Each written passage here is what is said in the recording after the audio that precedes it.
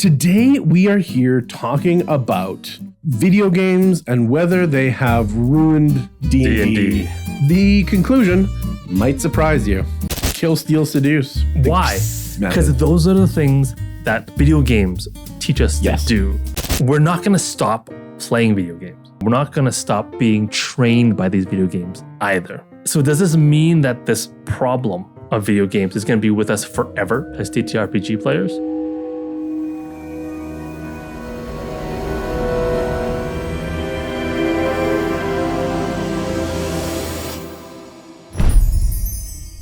Oh, hey. Rush hour's not bad today. Hey. Yeah, what's up? Note? Note. All right. Today's note reads, attention, read out loud exactly what is written on this note or be destroyed and replaced. Welcome to Caffeine and Cantrips, the show where we talk about D&D or else. Hey, bro. While you're chilling out in your Call of Duty lobby, thanks for checking us out. Whether you know it or not, video games have been programming us for years. And as TTRPG players, that's worse than YouTube comments. Could it be that two of entertainment's powerhouses competing for your attention might just have big bra beating on little bra? So instead of getting spawn camped by a 12-year-old for the next hour, hang out with us. Cause we're gonna talk about video games ruining D&D. And that won't hurt your kill-death ratio.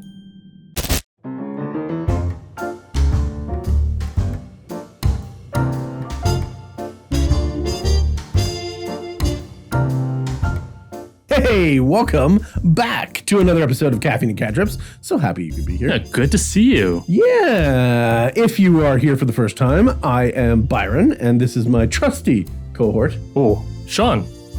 Sean. You're my cohort. Aw. Yeah. Weird. That's a power dynamic we'll solve later.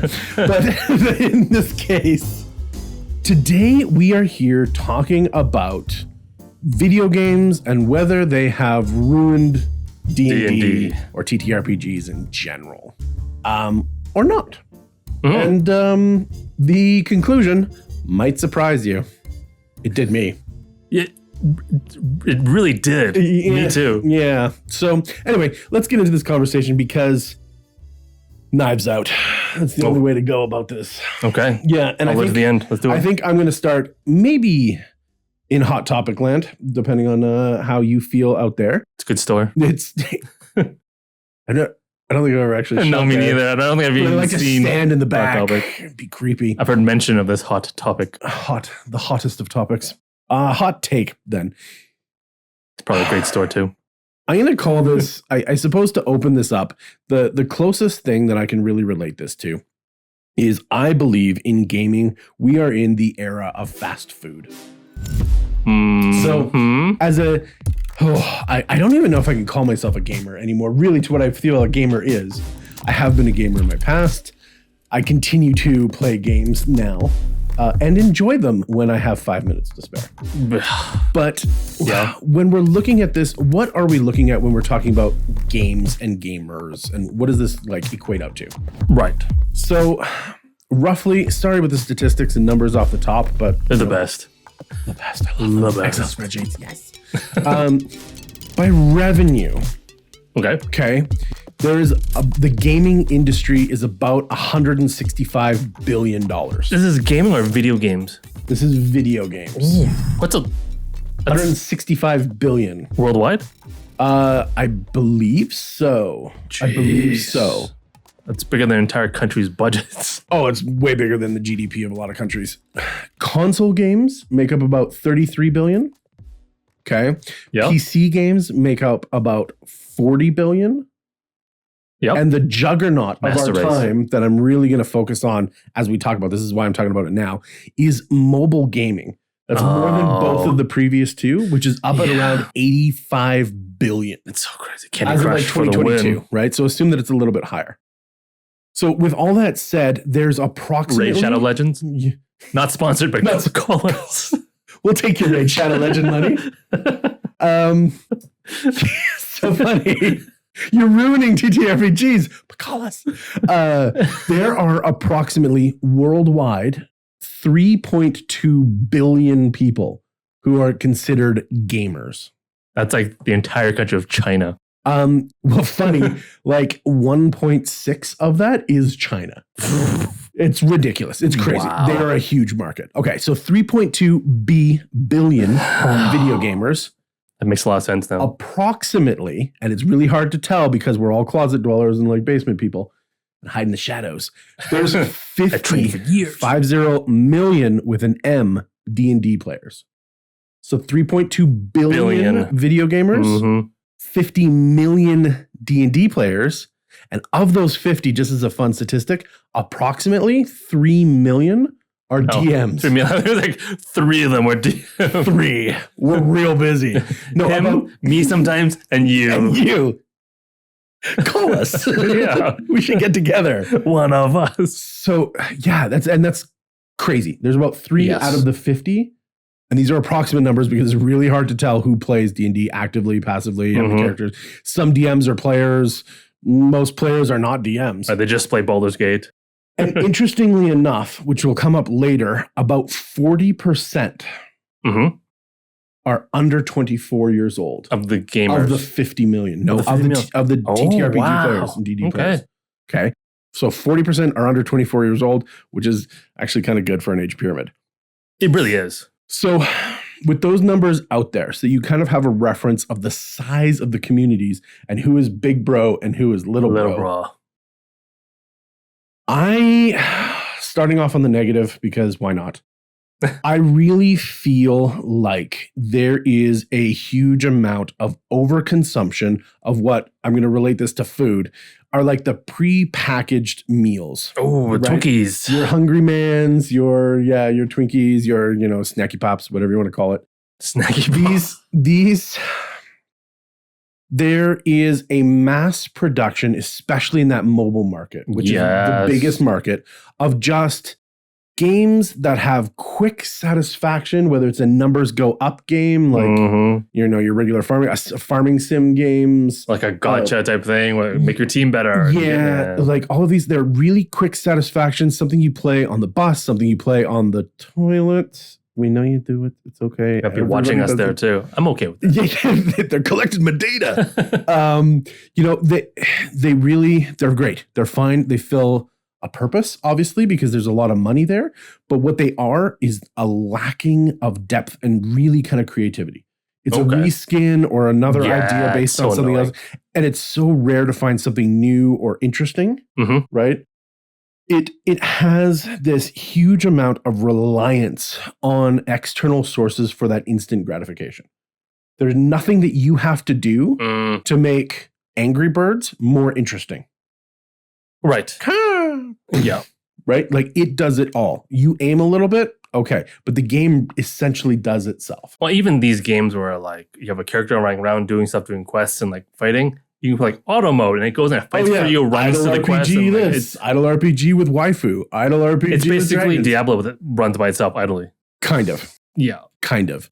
And this is out there times 100, right? If you want it cartoon, you want it grimdark, you want it robot, you want it whatever. There is a game out there that satisfies this, that requires you to do nothing to progress, right? And what this does is this is diminishing the need for active mental engagement, and that's pretty much the number one thing you need for D&D. Yeah, right? It really is. Just it really is.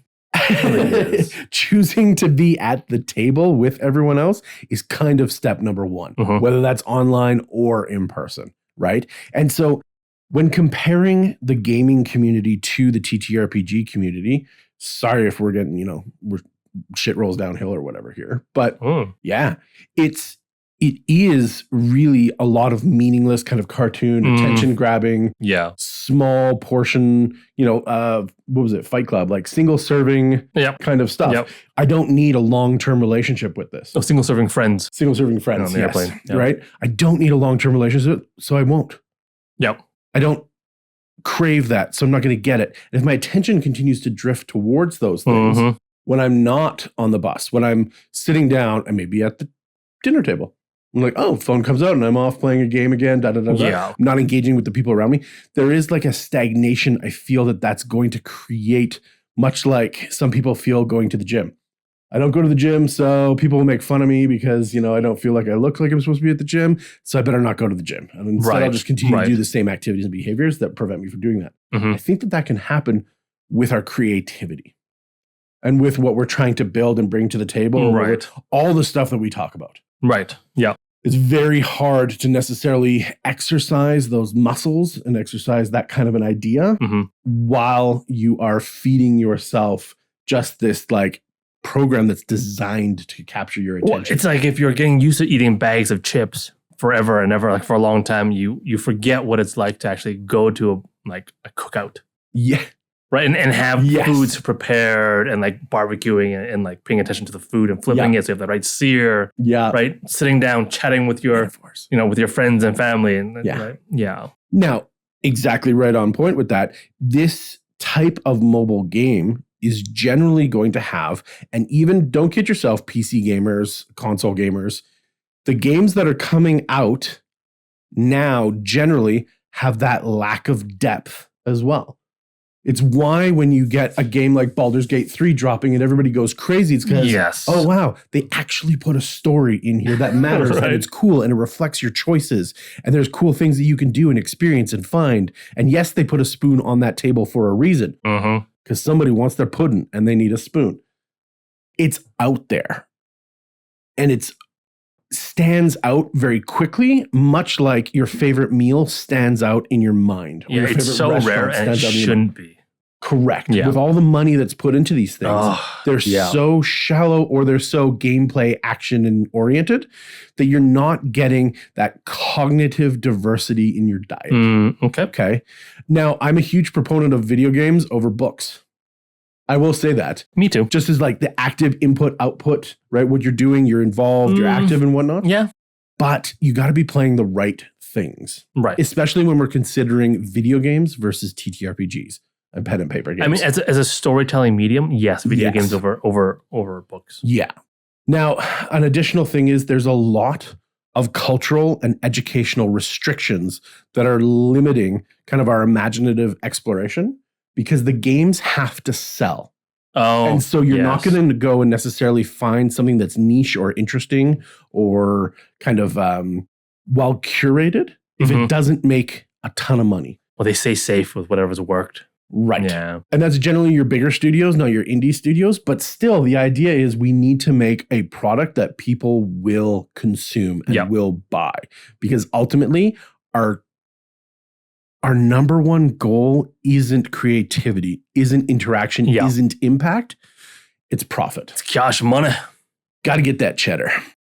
So lastly, in this kind of metaphor, you've got prepackaged fast food that's just the same thing in a different container, right? You've got a lack of diversity, a lack of nutrition coming in, lack of that nutrients and that exposure to all of these different sorts of cultural and educational topics. And you combine that now with that, you said before, that sedentary lifestyle, that lack of going out and looking for. I guess I did. You did, right? Eating your bag of chips on the couch. Oh, yeah. Right? The stagnation of limiting yourself to whatever it is that is easily to find, right? Oh, in your mind? In your mind. Yeah. And it's, hey, while you're playing this game, here's an ad for another game that you might like. Here's an ad for another game you might. Here's an ad for another game you might like. Those ads are making them money. They're also shoving another product down your throat. And it just continues and snowballs and snowballs. So this is never going to find you getting out of that loop. It's always going to try and direct you to spend more time, more energy, more eyes, more money on what it's pushing in front of you, right? And all of this is to say that most of the gamers out there don't actually have to make any decisions, which is the other big thing in D&D and TTRPGs, right? Yes. You have to be mentally engaged to be there, and you have to want to actually make an impactful decision, right? You didn't pass Candy Crush level 942. Okay, try again. But this time, would you like a discount on some of the power-ups? Right? Like it's there, and it's a system designed to just drag you into it like a black hole, right? And some people fall into it. Some people don't. I mean, you do have to make choices in those types of games, but it's like a multiple choice on a test as opposed to like a written long form answer on a test. Right. Right. And so it's that depth. Yes. Right. Yeah. And if it's a puzzle, okay, great. If it's aiming, okay, great. But these are not moral questions. These are not things that challenge us necessarily. Right. Maybe strategically, okay, forward thinking, critical thinking. Yes, you might have some arguments there. But creative thinking? Yeah, not so much. Not so much. And so we lose the challenge in embracing those particular dynamic mental skills that are used essentially from session start to session end. Right. In D&D and TTRPGs in general. And I apologize for kind of coming out of the gate super negative with this. So hot. But I think it's true. I think it's real. I think we all suffer from doom scrolling. I think we all suffer from a little bit too much screen time. I think we all suffer from all of these things. But But I think that's why they're designed that way. Yep. Right? And I'll talk about that a little bit more. But while you're chilling out. Yeah. While you're having a good time. Even though I'm all doom and gloom here. Learn about the gaming industry and how huge it is. I think since you're used to clicking buttons. Yeah. Because I like buttons. I mean, no need to think about it. Right? No. You're used to that already. So just reach out and click that like and subscribe button. Hit the notification bell so you get all of our uploads on YouTube. Coming out to you at the beginning of every week. Yes. Yeah. Absolutely. Yeah. Wonderful. It's funny. I don't want to agree with you, but I do agree with you. I do think not for all video games, there are exceptions, like say Minecraft, even though you don't like Minecraft. It's because you don't like to be creative. We play hey. I know this guy, right? I made a machine. You didn't like my machine. No, it was just a automated slaughterhouse. Speaking of slaughtering, though, man's got to eat. I do think in a lot of ways, video games kill creativity. You talked about this, right? Because all the quick fix, no decision, no creativity needed activities that we associate with sort of modern day video games. Not all of them, but in general, right? Because I think for the most part, video games tend to be mostly linear experiences, right? And because they train players to think linearly as well, right? If you think about it, challenges in video games are usually presented with clear sort of objectives and a clear sort of path to resolve those challenges. It's the epitome of the sandbox water slide combination, right? Right, like, oh, the door doesn't open because it's locked. Go find the right colored key, bring it to the door, done, right? That's like 40% of gameplay in games, right? Yeah. And while we're doing this, the players are sort of guided on a predetermined route. There might be a few of them, but they're all sort of predetermined, right? And the available game mechanics in the game sort of dictate the specific solutions for all the problems, right? Oh, you either get the key, right? Or you go and wear the uniform and trick the guard into opening the door for you. Right. Right. Those are the two things you can do, right? Yep. And this is very different from that open-ended nature of our TTRPGs that we play, right? Like video games have limited interactivity. Video games often, I don't know, they limit your, we're talking about that predefined interactions and solutions to challenges. Like there's only so many you can do. The developers might be ambitious and give you like 5, but that's it. Yeah. Out of that, there is no possible way, unless you're like glitching and stuff like that. Awesome. Right? Yeah. Speedrunners, awesome. Don't even get me started with those. They're amazing. But I think in terms of TTRPGs, us as players and DMs, we've sort of become accustomed to this limited range of problem-solving options, right? So we tend not to think beyond the mechanics and the systems in D&D and our TTRPGs, right? And we struggle to break away from that mindset of having this predetermined set of actions, right? Like, oh, I need to use one of my actions, right, to in battle.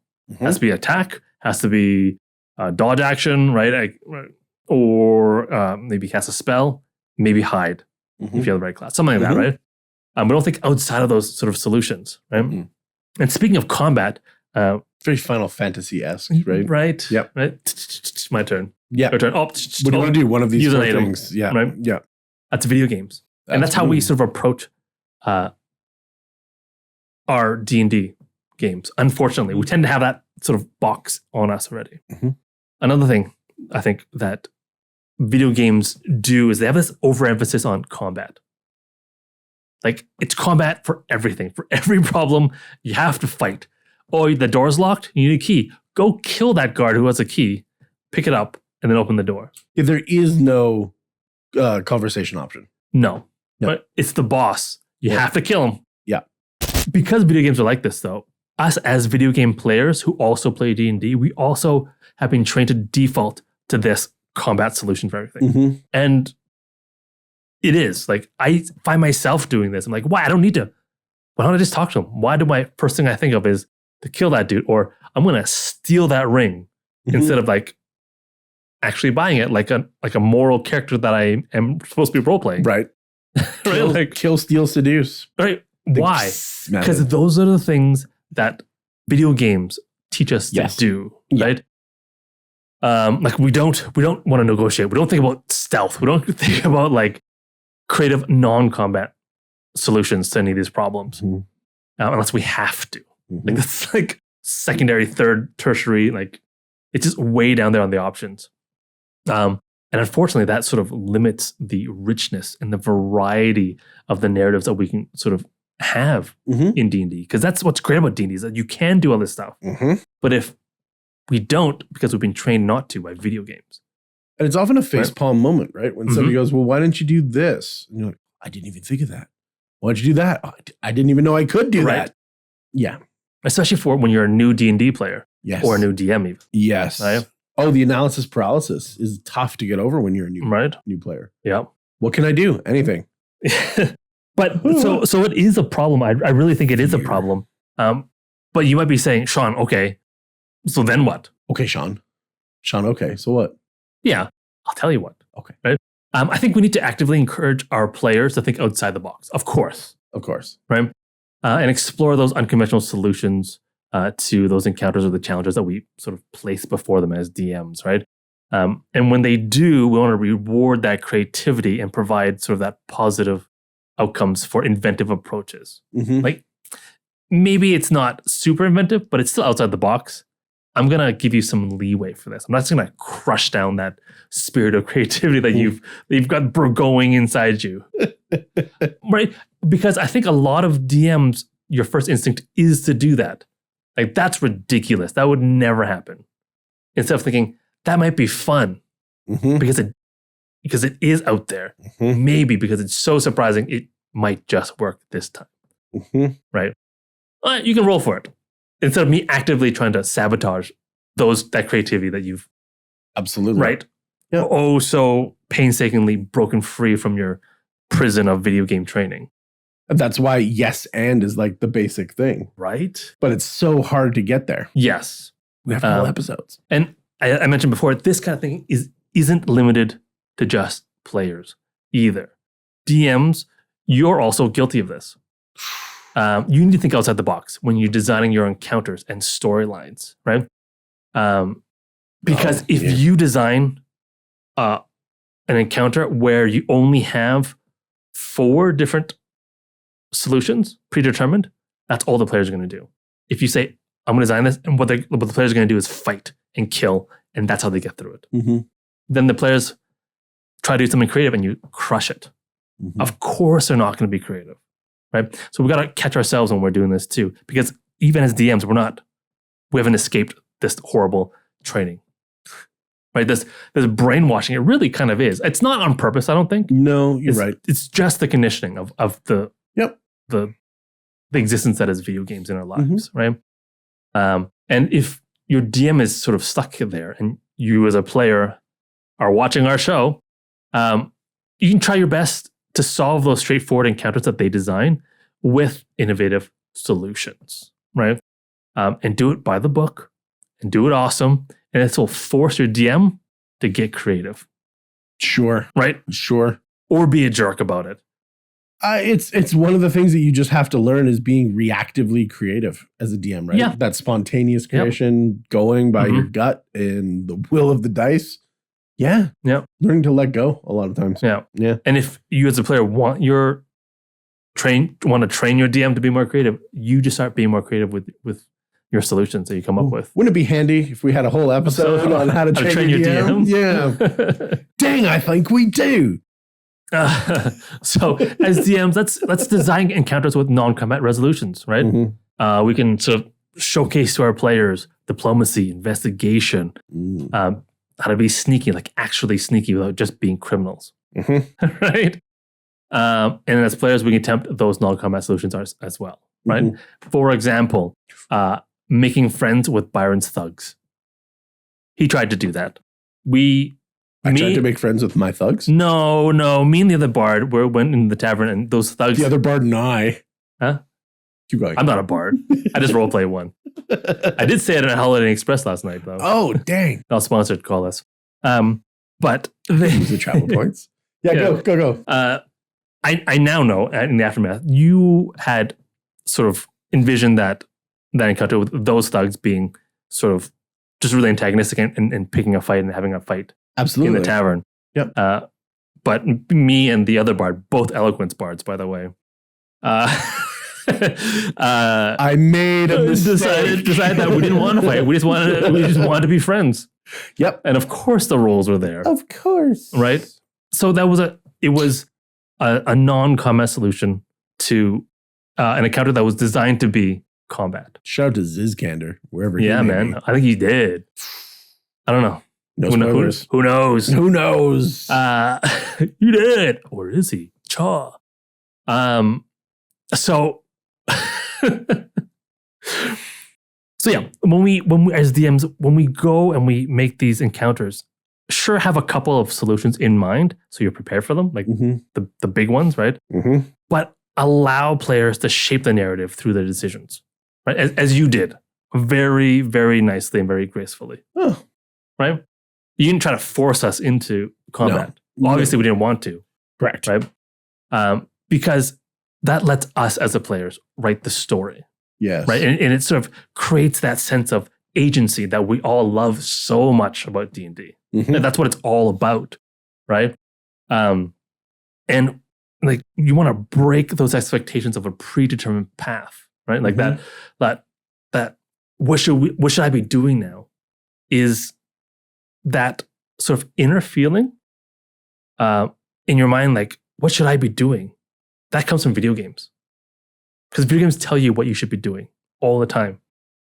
And if you're feeling that inside, it's your, as a player, it's your sign to be like, no, that's my video game training. You should think about, what do I want to do? Interesting. Okay. What do I want to do? Not what should I be doing? You should be doing exactly what you want to do. You just got to figure out what that is.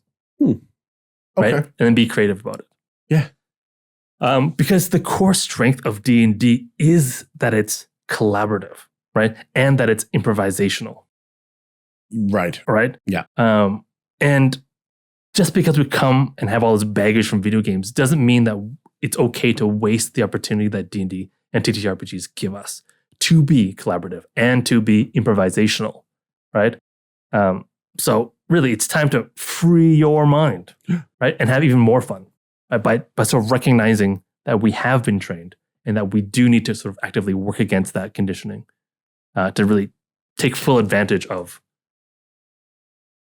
roleplay in D&D. Yeah. Yeah. Yeah, well, that's what they said, right? Free your mind and the rest will follow. Who said that? Some song from the 80s. Free your mind. Well, let us know in the comments. Yeah. Like, I want to say like Salt and Pepper, but I don't know. I was like, that's from The Matrix? Speaking of, no, that sounds like it might be. That's the whole like red pill, blue pill, right? Like, do you want to go deeper or do you want to go back and be a sheep, right? Right. And the the path to creativity is upstream, right? Like it is uphill. It is both ways in the snow. Well, anything meaningful really is. And that's what it is. Mhm. That's absolutely what it is on that creative side. Yeah. On the opposite super fun side is the type 3 super fun side is the spirit of the machine. Oh, it is a Matrix reference. It is a Matrix reference that continues to push forward Love here, it. right? The machine is everyone on the other side of making those games, making those. Oh, the developers and right? Yes. And while they are all F those guys. No, you guys are great. Please, I love video games. I hear crunch is horrible. So is karma. No, it's no. Wow. I love video games as much as not Sean. I was gonna say the guy next to me, but Cha. No, the influence of video games and their success really does affect D&D. Right? Yes. And not only the games itself or the ideas, right? Like the creativity as well, but it does change how D&D is shaped, right? It affects. Let's go back a few editions. Oh, right? fourth. So the success of MMORPGs and certain RPG games shaped D&D into something that was very much like a video game. Yeah. You have these 3 cards, and you can do this and that. You can do this once per fight. You can do this once per this, once per that, right? And everything was just an ability that you like tap or you move or there's my defense card, right? I lay down one card face down. Face down. And like the DM's like, I don't care. But the influence on the themes, the mechanics, and the narrative elements have all been altered as we've gone through the editions. I think we played like for better 5 sessions of that edition. And that's it. Yeah. This has a huge effect on what you can do.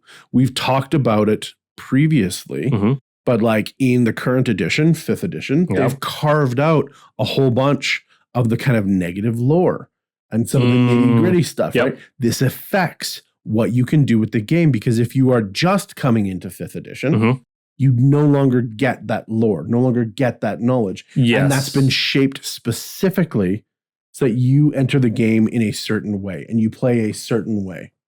Yes, certainly. You would never know that the Underdark was different in past editions. Correct. Yeah. Oh, in past editions, it's hugely different. Yeah, very. In this edition, it's just a place that's always in the shade. Yeah. Yeah, with spiders. So this Spider Queen. This potential adjustments or the kind of evolutionary changes that they've made to the game and continue to make to the game is really coming into a question of not necessarily what is fun, but what is profitable.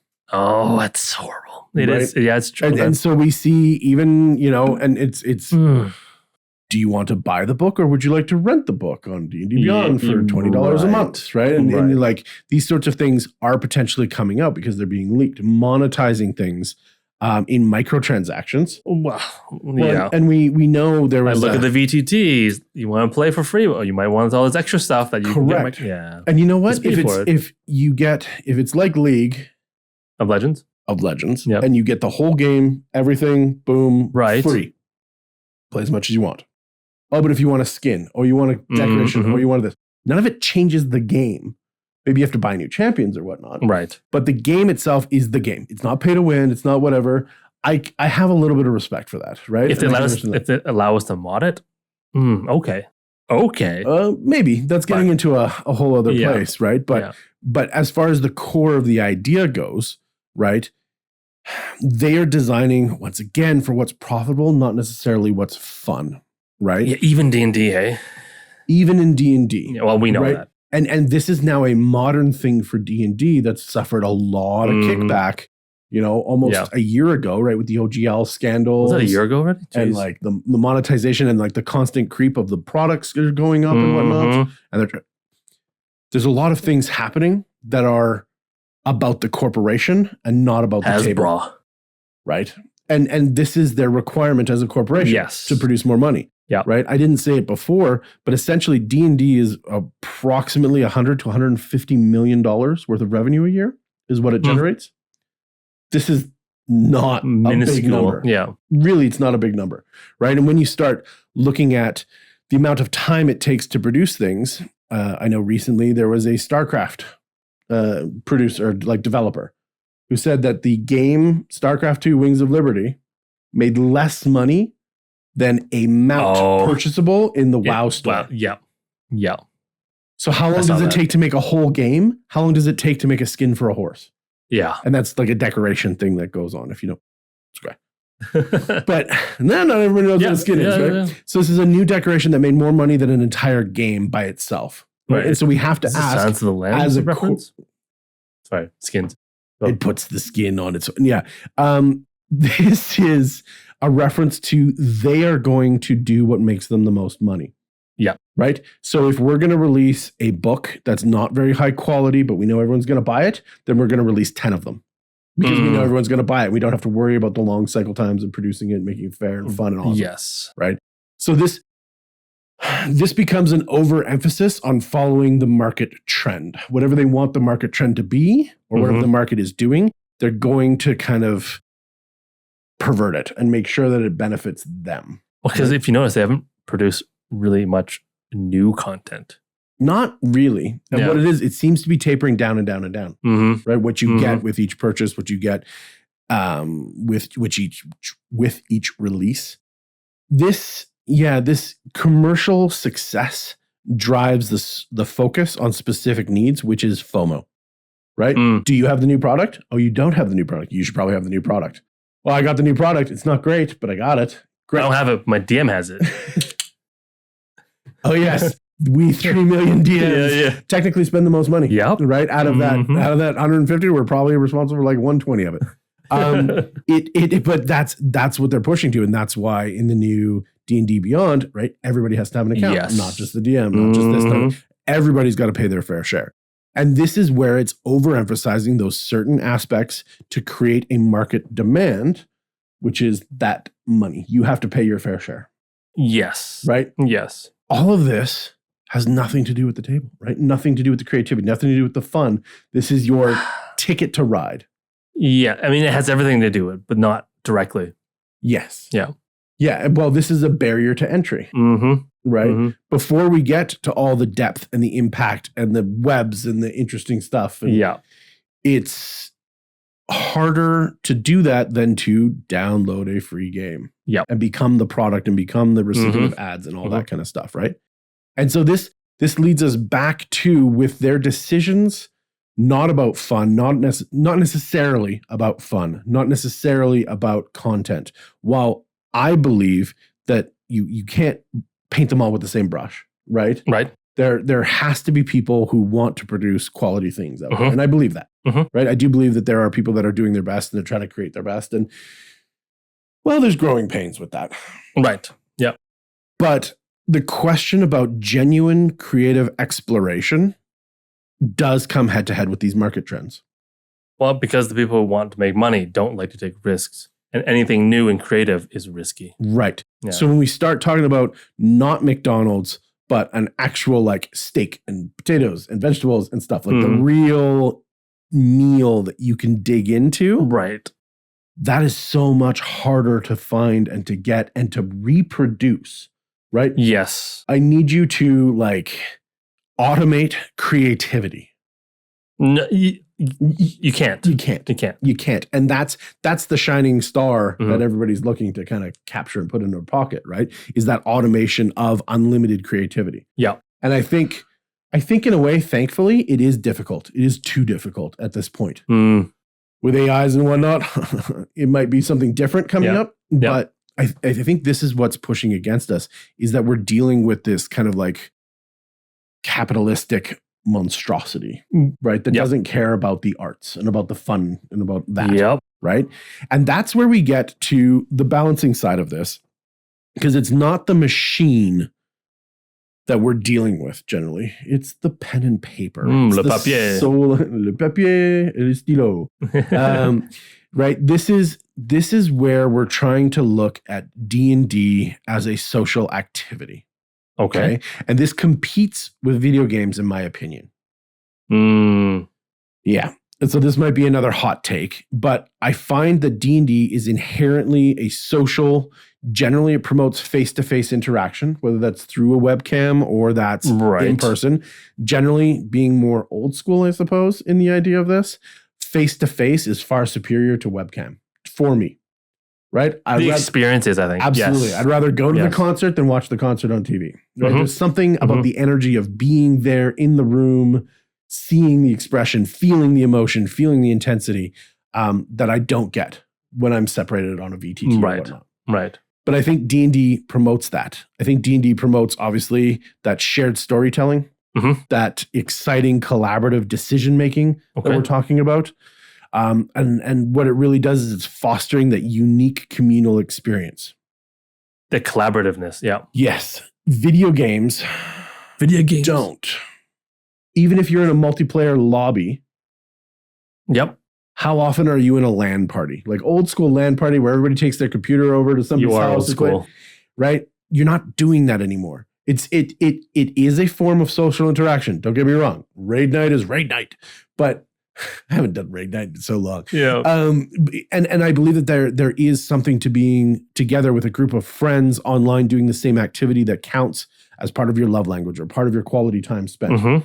But once again, you're not making huge, deep, impactful decisions when you're yelling, get out of the slime, get out of the slime. Don't drag them through the middle, right? Like there's rules and there's mechanics and stuff. Everybody. Good news. It really kind of affects the interactions and the quality of friendships that you have with individuals. Not stating that you can't become great friends with people online. I have. We have. Yeah, we have. It's harder to get there. It's longer and it requires way more of a different variety of emotions and connections and all that fun stuff. So it becomes very difficult that for me, I think video games promote solidarity or connection through solidarity instead of connection through collaboration. Okay. I feel like they also promote, generally when you get those games that are non-linear, they're single player storylines. Right? You get the depth and amazing. And Witcher 3, the Wild Hunt was amazing. You played it by yourself. Skyrim, for the most of it, you played years by yourself. Until those amazing modders came. Right? But there's this thing where you're getting the depth of story that you're looking for and the creative aspects and the decisions, but you're playing by yourself. It's the nature of narrative and interactivity. Correct. In the paradox they're in. Yeah. Well, and the competitive co-op. Well, that's just us. I know. It's not just us. It's a lot of people. But if these, so this is where we're having the issue, I think, of what is pulling us away from that is kind of that instant access. I can play whenever I want. I don't have to worry about scheduling. I don't have to worry about other people's lives or their issues or whatnot. There's always a lobby waiting for me. There's always something there, and I can just go and do it. D&D is much harder. Generally, right? Because you're involving, it's just, we know all the stuff, right? We don't have to talk about it. And so the communal strengths of tabletop gaming, where you're sitting around the table, sharing that physical space, sharing each other, that's a love language kind of thing, once again, right? That's building those relationships and adding to the activity. My love language is crit rolls. You're all out of love. No, I do like crit fails. Crit fail. Feels good. Feel loved. Still a 1 in 20 chance, baby. Right, that engagement in the storytelling, it doesn't happen when you're shooting zombies. I mean, it's different. It's different. I don't know that they're even in the same camp, which is kind of my supposition here, right? Even like, and I suppose you can have this a little bit, but unexpected kind of player choices, building camaraderie, building that interest, building that depth of character. When you're playing an online game and somebody's not doing what they're supposed to do for the team, then the team just sucks and fails because you talked about the limited amount of choices that we have Yes. when we're playing. So if somebody's not doing one of those 4 things, the team suffers. Right? And then we pile on because that's what you do online. You yell at people. Yeah. It happens. So this is the decline in the communal aspects. This is the destruction of the D&D society. Is when we get into that far video game kind of reach, right? Like I said, solitary experiences are often the more impactful, higher depth ones. The lack of the shared physical space and proximity takes you away, makes you more solitary. Regardless of if you're happy or not, we are not solitary creatures. There's something inside of us that requires community and requires connection. And that limited opportunity for that, whether, like I said, yes, I understand and have had great times. Yes. Talking on a VoIP system, right? While playing games with a bunch of people and strangers, absolute strangers, could not pick them out of a lineup. No. But I know the sound that their drink cup makes when they go for a drink after, right? Like there are some fun things out there. Not to destroy those relationships. Yeah. But video gaming doesn't promote that as much, anywhere near as much as TTRPGs do. And as we look at the bulk of people playing mobile games, how many super friends have you made on Raid?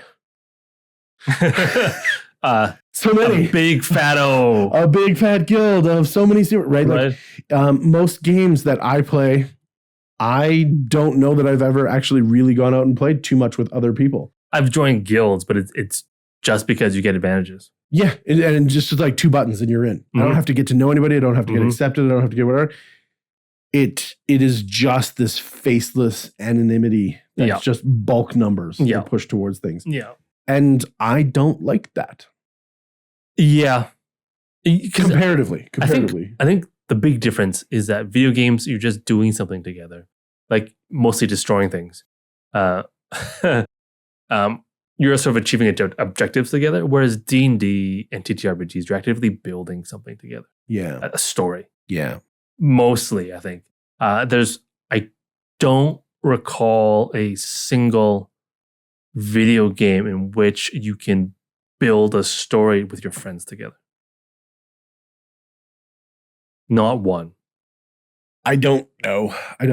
Right? You can experience a story that's already been built for you together, but you don't get to build the story together. Unless you count like Minecraft. But then that becomes like D&D. But Minecraft, no. I'm going to say no, because Minecraft has no story. Exactly. And it's designed to have no story. So you can build whatever you want. You can build a story together, but that's all you. It's not the game doing it. Sure. Yeah. Just more fodder for the bottom half of the TikTok screen, right? Editor? Oh yeah, help us out, buddy. Help us out. We need that retention. Funny. That's a big jumping puzzle. But yeah, no. So I think in like kind of summarizing this particular section, I think the spirit of the machine looks to crush and capture creativity. They want people, eyes, and attention, right? Whereas the soul of the pen and paper community, yes, I know it's not necessarily pen and paper. We've got tablets and phones and all that stuff, but there's a soul and a community to it. Yep. Because you are building something, like you said, you are creating a community, a collective, a whatever that I don't think you are necessarily doing when you are video gaming. Right. And I'm not saying that's bad while you're video gaming, because sometimes I just want to be left alone. Right. But it's also just kind of the truth of the medium. Well, you do build things together in video games, but it's far less complex and far easier than in D&D. It takes far less thought. Yes. Right? Yeah. So. Yeah. Well, interesting. I don't know if it is. No, I mean, no, the idea of building something together is really interesting. Because I think the guys viewing can help us build our table, right? Oh, we're always looking for new people at the table. Just click that like and subscribe button. And if you want to come and holler at us directly, if the comment section isn't good enough for you, right? YouTube comments. Yeah. Join the Discord server. I forget about that thing. That we have one. It's only so important. Super important. Yeah.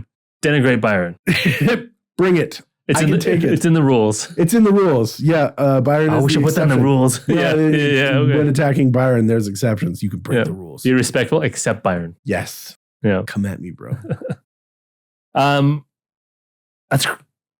That sounds horrible, Byron. What you said that I think that it's I've like got, that, right? I've got some positivity at the end. Yes. Right? I'm messing up my compliment sandwich here, but yes, I do generally think that people design. I think that people design TTRPGs don't play TTRPGs. Like people that make video games don't necessarily play video games. Right. Right. Or the people that do aren't the people in charge. That's what it is. I think the people who are designing it, and both TTRPGs and video games, tend to love those things, and they do play. But I think the people in charge of them don't. Yeah. And they don't care. They don't care. Yeah. They're responsible for KPIs. Big stacks, right? Give me the big stack. Yeah. Make it rain. Oh, that's crazy. But let's bring it in. Let's bring it in. I want to bring it in. Okay. Back to you, me, him. Us 3 DMs. Okay. Yes. Against 50 million. I don't know if it's hot take or not. Oh. Might be hot topic. Certainly hot speaker. But quests are ruining you. Quests are ruining you. You're like, what? How can you quest? That's like the backbone of D&D. Right? But it's also the backbone of video games. Right? And that could be why it's a backbone of D&D. Quests are not one of the 3 pillars. It's a hidden one, the insidious hidden dark pillar. Behind trust, there's quests. The 5th pillar. If you play video games, this is why you have a general feeling of being lost while playing D&D sometimes. Oh yeah. Like, what am I supposed to do? Where am I supposed to go? I don't know what I'm supposed to do. Yeah. Right? We all get that feeling sometimes, I think. Some more than others. Mm-hmm. You know who you are. Because in video games, quests and objectives are present, or they're presented to you with clear markers, clear waypoints, and the objectives have clear descriptions on them. Tell that to Mankirk's wife. Right. That was back in the old days. The old days, sorry. Classic, baby. Right. Mankirk, I know where your wife is. Everyone knows where your wife is. They do now because of Quest Helper. But that's what it is, right? All the video games, like all of them now, are like, here's the next step. This is where you're going to go. This is what you need to do. Talk to this person. Right? And some video games are like, go here, follow the line on the map, right? Click the quest. We're going to highlight on the map where you have to go. Right? You forgot what you're supposed to do? Don't worry. Just pop it up. Yeah. Right? So you mentioned it. Players rarely have to think and decide for themselves which is the right path. Yeah. Right? Because in a video game, pretty much all the paths are the right paths. Yes. Right? Yeah. As long as you're skilled enough to get through it. They'll all lead you to the end, right? To the goal. The only difference is time. Yeah. Mostly, and effort, right? Yeah. And we've all come to expect and depend on this sort of level of clarity, right? That we've been trained by the video games to want, right? Because your next steps are always clearly outlined. Always. Interesting. Right? Even like, say, the game MMORPGs, it's a big sort of adventure with like multiple quests. They'll tell you, this quest, this guy sends you over there to grab that stuff, take it to this guy. He'll give you experience points and loot, and then he'll give you new quests. And it's just a big circle. And once you're done the big line, you're finished with this area, go to the next area. Yeah. Right? Yeah, there is no more here. Yep. Period. Right? There's quest markers, no quest markers. Yep. Right? Oh, you're done the quest, return to that guy. Right? So everything, you don't need to think about anything anymore. And again, D&D shouldn't be like this, though. It can be, because we're trained we're trapped in this sort of cage of thought, right, from video games. But D&D doesn't have to be. Right? The narratives are more open-ended, right? And they should be driven by player choices, right? The possible solutions to any of the problems in D&D are nigh uncountable, right? Should you wish to go out there Mhm. and do whatever you want, right?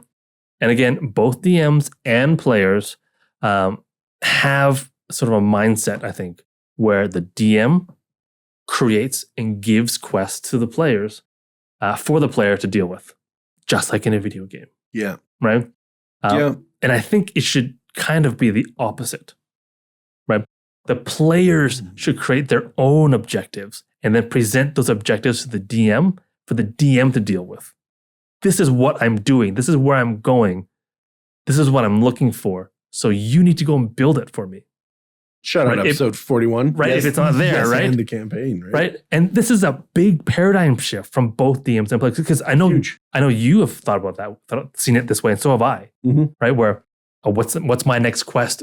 DM. You tell me. Yeah. Quest helper /DM. Right? Quest giver. Mhm. When it should be the players creating their own quests. Mhm. Right? Because remember, the DM's role really is the role of a servant, right? It's a serving role, and the players hold the majority. To serve. I don't know about servant, but yes, a person who serves, I ain't known by nobody. right? A person who gives birth. Like Oh. there's a word for that. So a A DM, mother?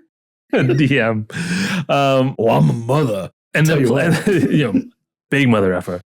The players in that power dynamic hold the majority of the real power in a Yes. D&D dynamic, right?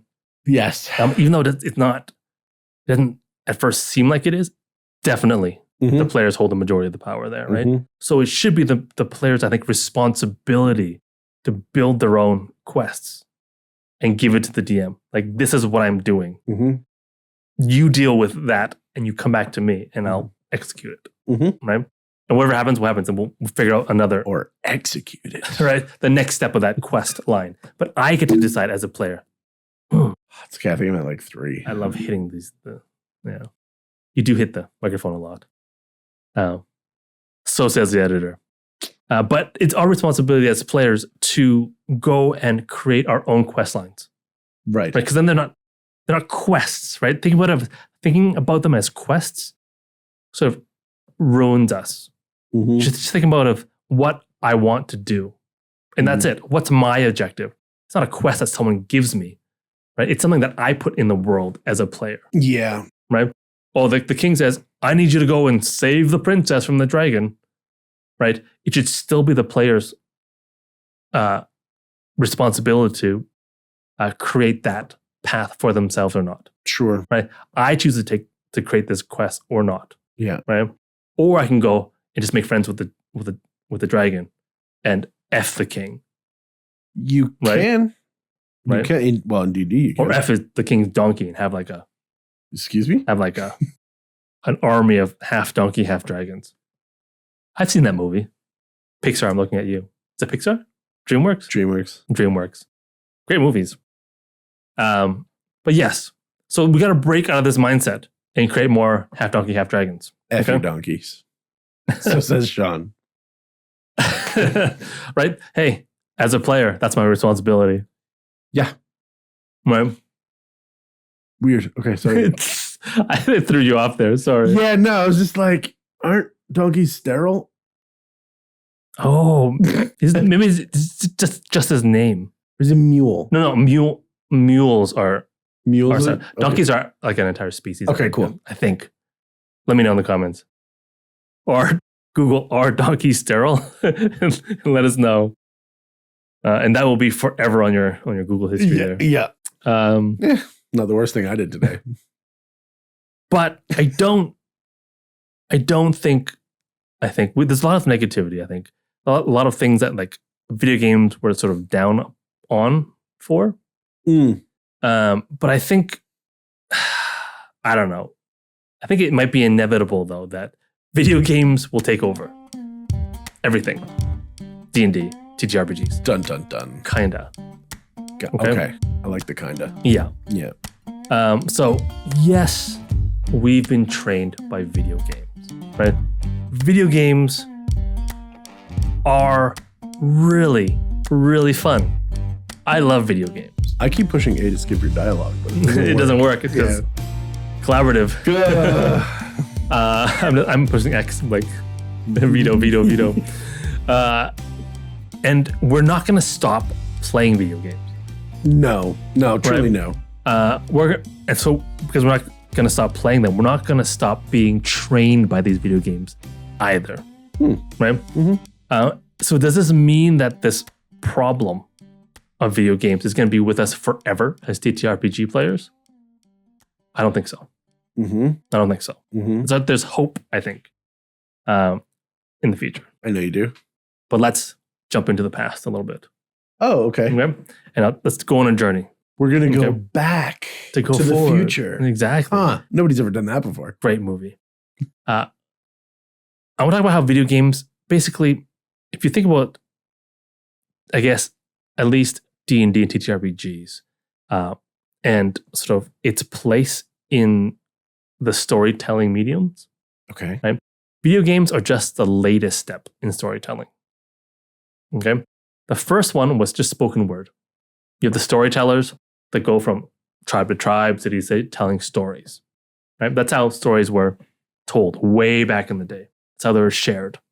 Right? After that, we have the written word plus pictures, visual, like on cave walls. Okay. Right? After that, we have spoken words plus sounds, which is radio shows. Oh, okay. Spoken words plus sounds. Yeah. Radio shows, sound effects, and music. Redundant, right? But no, you're right. Yeah. Okay. And then after that comes movies, right? They add moving images now to those images. This is all storytelling mediums, right? And then after that is video games, which is everything. It's like a movie, but you add the element of interactivity to it. You know, affect what happens in the story. Okay? Video games, kind of. And that's sort of where video games are at. Totally kind of skip books, but yeah. Well, books is written word plus pictures. Oh, okay. Books. Okay. It was like the second thing I said. Your books have pictures? They did. Even back then, they did. Oh, they still do. Right? Yeah. Give me a break. Who doesn't love a good picture in their book? Right? Manga, comics, right? Graphic novels? Yeah. Come on. Yeah, there you go. Come on. Yeah. That's where we're sitting at right now for video games as a storytelling medium. Okay. Interesting. And then video games themselves, since they first came out, have been constantly changing. We started off with just pure gameplay. Pong, Pac-Man, Joust, right? Those games. No story. It's just gameplay. Yeah, FU Space Invaders. Right? They were barely a storytelling medium. Correct. Right? Then you get sort of linear stories plus the gameplay. Things like Mario. She's in another castle. Super Mario. Hey Mario. Your princess, she ain't here. Just right? super, right? Superman. Superman. Keep going. After that, we have role-playing games that come up. Even more of that narrative story in there, like Final Fantasy, Phantasy Star, all those RPG type games. Yes. Right? Lots of story. Yeah. Then we have MMORPGs, which are role-playing games with multiple people. Right? Right. Everyone has the same story. You just can do it together, experience it together, basically. Right, yes. Right? And that's kind of where we are right now when it comes to storytelling media and how it's done. Right? That's where video games are sitting right now. So what's next, though? Right? What's the next step for video games? I think this interactivity will grow more and more prevalent in our video games. Hopefully. I hope it does. Okay. And we've kind of already seen some games sort of going that way in your history, right? First it's just gameplay, then you have the Mario, then you have more interactivity, right? More people doing more things. We have side quests now. Mario doesn't even have quests. It wasn't even find the princess. It was just run forward, run the only direction you can because you can't even run backwards, and don't die. Right? And the story was just sort of secondary. Wasn't there like a leaflet or something like on the back of the thing that preempted the story? On the back of the box, maybe. Yeah. Yeah, but that's it. Sure. Really. And at the end you find the princess. Okay. Done, right? Now we have games, we have side quests with its own like sub-stories. We have like multiple solutions to things. We don't just have to run forward and jump and on things and dodge things. That's it. Right. Right. Like we do have stealth games. We do have games where you have multiple solutions to problems, like Baldur's Gate 3. Mm-hmm. Right. Mm-hmm. It's moving in that direction. We do have games where you can explore, and it rewards exploration. Mm-hmm. Right. And Byron's going to hate this, but AI is starting. Right. I know. And this allows players in video games to take more and more control as AI advances. Not yet, as it advances into the future, right? And in the end, at some point down the line, we don't know when. Byron thinks it's way down there. I think it's a little bit closer. But video games and TTRPGs will eventually, I think, unify, right? Oh. Yeah. Oh. Like, okay. Yeah. Well, Sure thing, boss. yeah. I think they will unify, where the interactivity becomes just brings us to a point where we can do anything we want to do, and the game engine will be able to sort of adjust for that and give appropriate consequences and blah blah blah blah blah so forth. Especially if it's the players who are creating their own quests, right? If we have that mindset of I am the one creating the story, and you, video game, are the one who has to deal with it. Yes. Right. Yeah.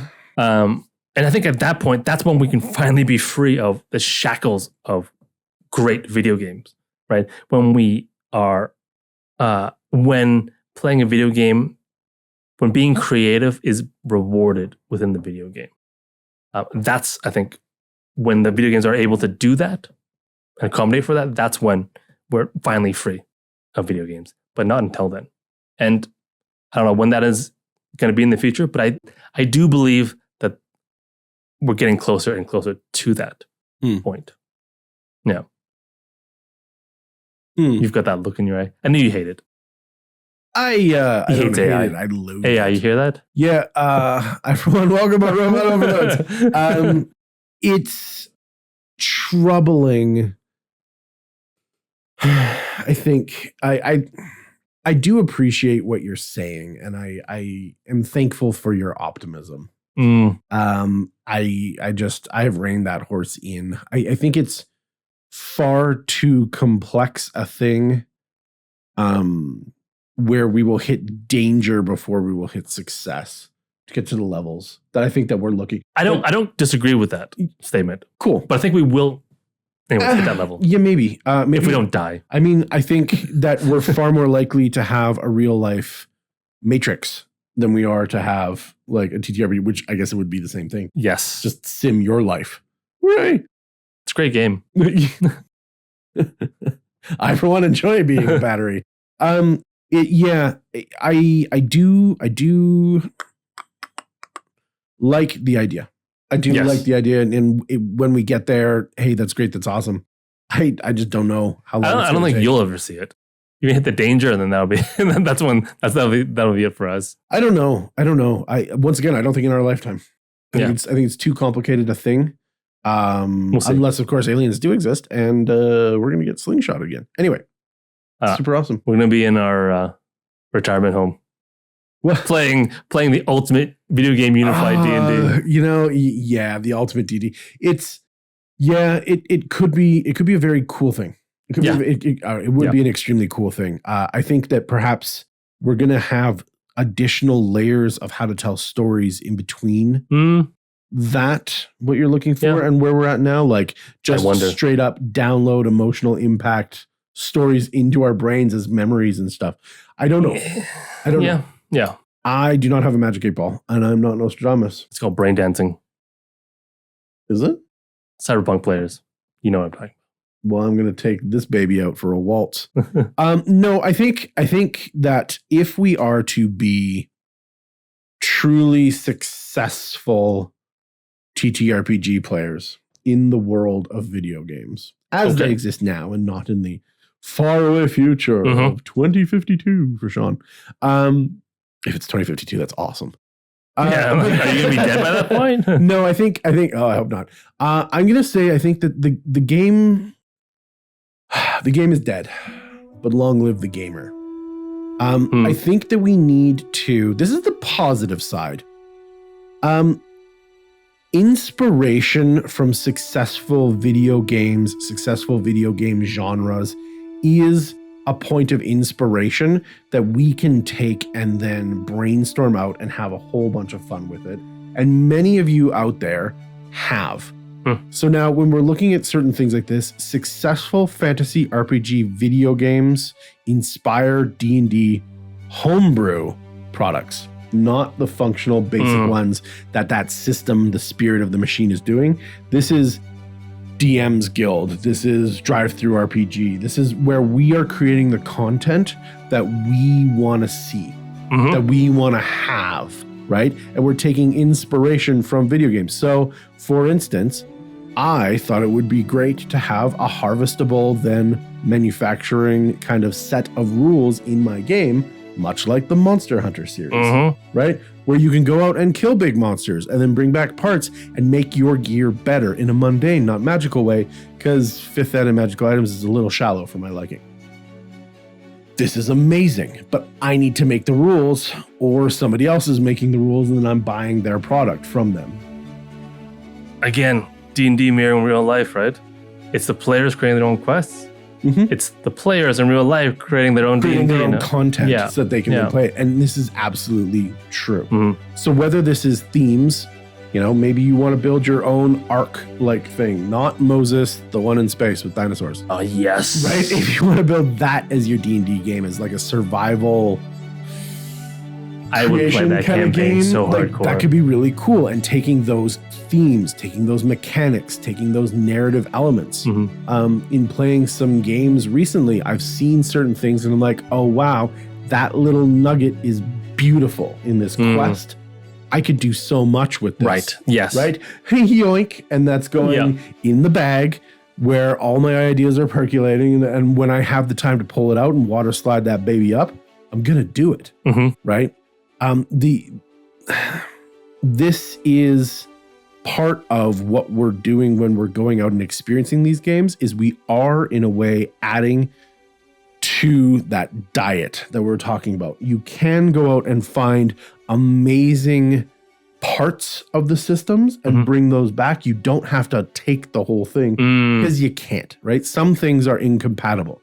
Well, some things aren't for you or your table either, right? Exactly. Everyone has their own preferences. Sure. Right. But you find a quest in Red Dead Redemption, right? And you're like, oh, I love how they got into that. Yes. Right? I didn't like the quest or whatnot, but I love the way that the old timer sitting on the porch brought the PC into the quest. Or like this cold open from this game. Yes. So awesome. Totally Super stealing good. that. This hook, right? Session amazing, 1. right? Yeah. That's going in. Maybe I missed session 1. Now it's going to go into a dream sequence or something else, right? I'm going to just fan the fire and grow this beautiful thing. So popularization of video game trends can bring fresh, exciting content to the tabletop experience, right? Yeah, I want to play a Zergling. Figure it out. Yes. We did. We made a system. It was awesome. It was awesome. And immediately we both went in 2 different directions, making our Zerglings evolve differently. Right? Yep. But that was based on the choices that we made on the system that we had, right? So there is reasons for you to play these games, not just as a pastime, not just as a hobby and something you love, but to take parts of it and bring them back, right? And when we do that for us, like you said, it's so amazingly empowering. It really is. To have the ability to turn the battleship on a dime. You turned my battleship. Different game. So having that adaptability to player preferences. This is something that we do when we're tap dancing as DMs. Changing the story. Oh, I only figured out 3 plausible ways, but I wanted to leave it open for my PCs to figure out other ways. They figured out another way. I wasn't ready for that. Tap dance, right? So coming out with this either in a small way or in a large way that we can kind of amplify through these different platforms, we can have that true responsiveness that will reflect our table's needs, and then potentially the market's needs. And we can adapt the market. This is why you're going to have certain PDFs or whatnot that are homebrew that are bought by hundreds or thousands of people. Because the content that people are putting out will allow the market to respond correctly and go, this is great content. I'm going to support you. And what's cool about that, I think, just like how the players... Whoa. What's cool about that? I'll tell you what's cool about that. It's just like in the game, how the players can sort of force the DM to be more creative. Yes. By being creative in the game. As the community becomes creative and puts more sort of creative things into the market, it may hopefully force the big guys who are out after the money to also sort of switch gears to when they notice that this is what the players want. This is what the community wants and goes after, right? Hopefully. Well, if we push that as hard as we can, right? This is why I had to do 2 topics of poo, because the people who see that go, they're getting my money. Yep. I need to stop them from getting my money. Mm-hmm. And then they do something about it, and then they shake the whole boat, but they're the ones that fall out. Yes. Because the system is great as it is, mm-hmm. right? You get your fair share, I get my fair share. Why? Because this is my intellectual property. Yep. Yes, I'm adding to your thing, but your thing wasn't complete. Yeah. And you know your thing wasn't complete, and your thing will never be complete, whether it's WotC or Bethesda. Your thing will never be complete. So well, Skyrim was great. The modding community, the community made it epic. Yes. Right? And third-party stuff and our homebrew stuff makes it epic. And that's why D&D is so good. Yes. It's also the way, shoot me if you think I'm wrong, but it's also the way that Fifth Ed is designed, is for the DM to make adjudications, not to follow the rules. Yes. It is blank and open for that reason. And so when other people fill that in, that's great. That's amazing, right? And meeting the player demands ensures that not only will this remain as a hobby and as a pastime, but it means that it will remain relevant. Yes. And the relevance will implore additional quality. And so this is why I think up until the point where you get that perfect integration of video game and TTRPG that you were talking about before, where either the AI is running it perfectly or the AI is plugged into the DM's mind and just making their will manifest and doing that stuff for them, which is the way that I would prefer it. Well, plugged into all the players' minds, right? Sure. But whatever. Whatever it is, right? Yeah. That is going to keep pen and paper games, TTRPGs, relevant forever. Yes. Forever. Yes. Right? And because of this, because of people producing their own content, because of people doing these things, this is a win for capitalism, right? This is, hey, you did something really good. Yeah. I'm going to reinforce that I like what you did. Please make more. Yeah. I like your brain. Yeah. Spit it out. Well, you vote with your money, right? Exactly. And people feel it. Some people miss it. Some people just enjoy having it. Yeah. Right? It's let's push it to the people who just enjoy the appreciation of what's going on. Yes. Because they deserve it. They deserve to have that people voting with their dollars. Yes. Right? And when we get there, we're going to incorporate these elements that will enhance the game. Right? Because then you're going to go, okay, we're going to use some of these rules and some of these rules and that, and this is going to create additional player satisfaction. Yes. Right? Just like I'm going to make sure that I add to the game, build the game as a PC, right? The DM's going to go, I'm going to add to and build to the tools that you can use to further build your system, to further build your story, right? Oh, your character is addicted to narcotics. Great. Here's some narcotics rules. Oh, your character wants to have a hot dog cart. Here's some small business rules. Yes. Right? Yes. While I do agree that we need to have some fair play in the rules and the mechanics so we all know what we're doing, right? So it gets away from that playground play of just kind of freeform chaos. Yes. Right? I do, but I'm a rules guy. I do like that scaffolding there that allows us to build. Like, give me a skeleton and I will flesh it out. Yes. Because in the end, it's still a game. Right? Absolutely is. Games need rules. Or else it's just play. Absolutely do. Yeah. Absolutely do. And it's interesting because something that I am not struggling with, but recognizing in my development. Okay. I'm developing is seeing art like an artist. Okay. I very much have been logical, progressional in the way that I think, in the way that I do things, in how I go. And I think this system will be fun because I designed the system for fun. right? And it's just like, oh, yeah. And then you do it and people are like, that was a really good session. And I was like, cha-ching, win. Right? Yeah. Like, it's the neural pathways leading forward that waited over that decision tree. Laying track in front of itself and going. And in a recent conversation I had, which I found actually very interesting, even though it was kind of a throwaway comment, I mentioned how when I'm going out and consuming media, I can't yet enjoy it for itself and break it down and analyze it into its component parts of beauty and creativity and art simultaneously. Interesting. I have to, much like speaking a different language, I have to switch into a separate section of my brain to go, this is the enjoyment center. Sit back and watch the show. Sit back and play for half an hour. Have fun. Right. Oh, that was really cool. Reload the save. Let's spend the next half an hour and focus on this track. Right. Why is this fun? Yeah. Why is this interesting? Why is this compelling? Why is this art captivating me? Right? And what about it? And the other person that I was speaking to was like, oh yeah, it's super easy. But they have been in art much of their life. Yes. Right? And the majority of their life. Yeah, and are used to kind of looking at things in that way. And so that has become second nature. They can do these things simultaneously, which I think is enviable. But I'm not there yet, and that's A-okay. I'm on my own journey.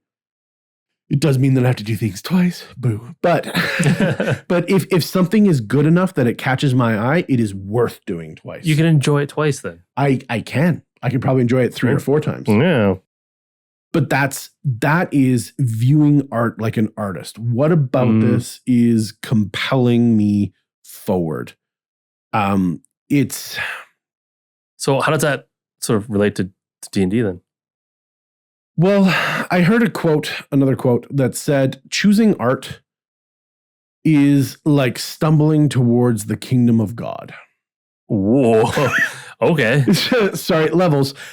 So in this case, when we're talking about perfection being a goal, right? Choosing to be creative, choosing to put forward that part of yourself that others will judge or that others will break down or whatnot. The stumbling and the kind of manufacturing is an important part of the process on the way to finding its own perfection. Yes. Right? Yes. And so by choosing to be creative, choosing to make potential mistakes and understanding that they are a work in progress, right, is what D&D is now for me. Oh, interesting. Okay. Right? It is about taking a big swing, about providing a different hook, about creating a character that is asymmetrical in some way that other players can lean on. It's about it's about doing that because that creates a more impactful, interesting, dynamic, and unique game. Right? And that may all be buzzwords to you, but when I am playing, whether I am DMing or I'm a PC, these choices rid me of all of the stuff that Flappy Bird wants to ingrain. Oh, right. And this is why it is, to me, is to say goodbye to the games, right? And forever to support the gamer who goes out and experiences the art and finds those nuggets of truth, purity, beauty, creativity, or whatnot, brings them back as nuggets, and then you forge them into creative ingots of your own, right? Isn't that what our podcast is all about? Right? Enriching the best parts about D&D. That's you. And in this case, that's me, because this is what I'm talking about, right? And so this in of itself is what I feel the antidote to that fast food. Right? Going out and experiencing the parts, right? Going out and having fun with the storyline. Oh, they have an herbalism skill. I should have some herbalism stuff because my world is full of plants.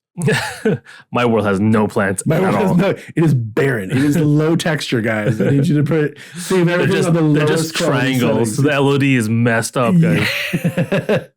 Why not? Why not find these things that you find really interesting? Because video game development companies do the exact same thing. Mm-hmm. Right? We were having great fun playing a certain video game, and then an expansion to a different video game came out, took all the best parts of the video game that we were playing, added it into their lexicon, and steamrolled the out of it. It's so sad. It is so sad because the game was great. R.I.P. Warhammer. Reckon my age. It was great. There was lots of fun things about it. But then the big boy integrated the cool indie kind of side stuff, and then made their systems just as good. And just as good was great because then you had the support of the bigger thing. Yes. Right? If we're doing that for ourselves, then we are not only integrating from video games, but books and movies and all this other sorts of stuff. But since we're focusing on video games, if we're going to spend the time playing these video games, let's not be a passive participant. Let's be an active participant. Let's actively choose how we're spending our time.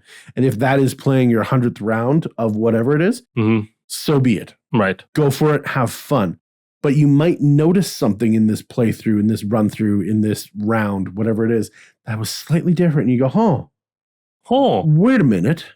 Hold up. That was something different. Yep. What was that? Right? And that might catch you, and that can spur a whole conversation. That can create the magic. That can give you something to think about. Oh, I really like that execution in For Honor. I'm going to add that to my next. How do you want to do this? Yep.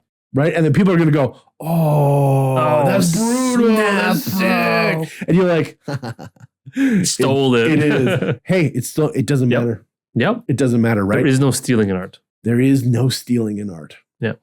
So this is the antidote to those things. Says the art thief.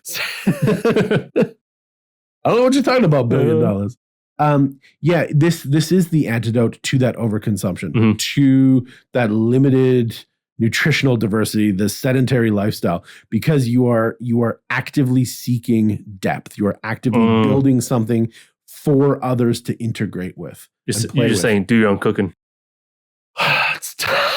Yeah, homebrew, duh. Yeah. Well, I think you call it that. Yeah, home cooking, a little home meal. Yeah. But yeah, Mama pop style. Get out there, stumble towards your own kingdom. Stumble often, right? Because that means that you are taking some risks, and it doesn't matter what the size of the risk is, as long as there's something that you are exploring, a question that you're trying to answer. This is everything that we've talked about before in pill form. Just do it, right? Just get out there and have fun. And hopefully, I don't want to turn you off video games. No, I think video games are great. Are a great source of inspiration. They're a great release. They are far more reliable than most D&D group schedules. Yep. But there is something to be had for the communal experience, right? And I do believe that there will always be D&D. There will always be individuals that want to do it, quote unquote, pen and paper style, versus the all digital integration, AR, VR, whatever. And I think that is awesome. I think that the platform that exists needs tweaking, needs improving, of course, but it's a great platform for further expansion. And so what the future looks like, I think, is truly up for debate. Man, I would love to see what you want. Yes. Like I said, I just think it's such a complex problem because we are such complex things that we don't know what the difference is between Mario and us and what you're talking about. Yeah. We don't know what that gap is. Yeah. Yeah. And I'm cool with that because I have D&D and I can tell the stories and I can have fun and I can express myself. And then when everybody goes home, I can chill out and play StarCraft for half an hour. And just do something mindless. Yep. Right. And bring myself back into a different place. And these are both awesome. These are absolutely both awesome. They are. It's wonderful. Wonderful. That was a nice positive note. Yeah. Inspirational almost. I think it's important because it is there.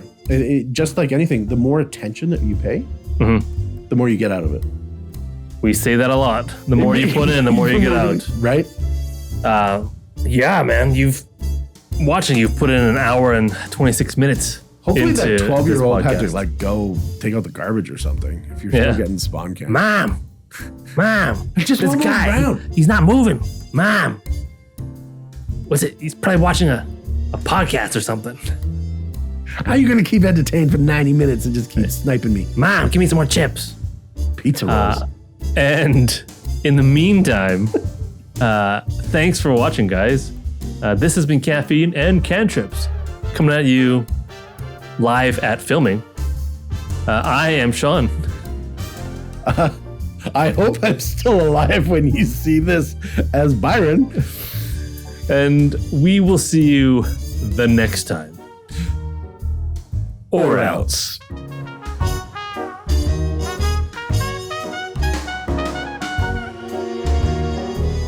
Seriously, on those pizza rolls.